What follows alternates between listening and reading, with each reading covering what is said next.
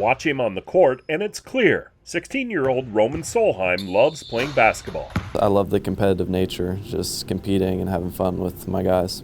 A 6'6" high school sophomore in Greensboro, North Carolina, Roman has high hopes for the future. I want to go to a D1 school, preferably a high major, and become an engineer. But 3 years ago, those hoop dreams were nearly deflated by a subtle hitch in his step. We couldn't figure out anything because he, being Roman, didn't say too much. He didn't really complain about it. I was just limping, not moving the same way that I usually do. He went through some therapy and he started playing again, but his limping was more pronounced at that point.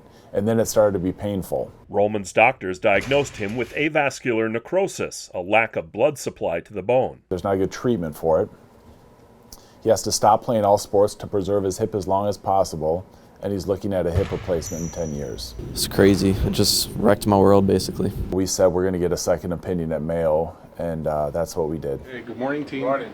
A multidisciplinary team of experts at Mayo Clinic in Rochester, Minnesota, quickly determined the true cause of Roman's limp and hip pain. They said I had chondroblastoma, which is a benign bone tumor on my femoral head. The tumor was inside his femoral head, the ball and the socket joint. It is a rare tumor, but especially for younger patients with open growth plates, it's something that we see commonly here. Dr. Emmanuel Gregorio is a hip preservation surgeon at Mayo Clinic. He performed the surgery to remove the tumor. We're able to surgically and safely dislocate the hip so we can actually take the ball out of the socket, so we can see exactly the tumor, remove it in its entirety, and then put extra bone just to let it and help it heal, and then put everything back in place. A key component of surgical planning and the procedure itself was a 3D printed replica of Roman's ball and socket joint, created by the anatomic modeling unit at Mayo Clinic. The green is Roman's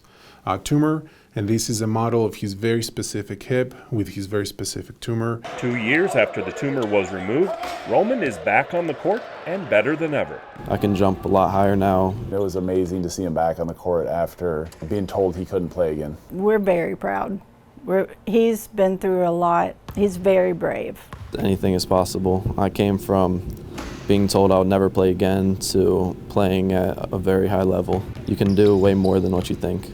For the Mayo Clinic News Network, I'm Jason Howland.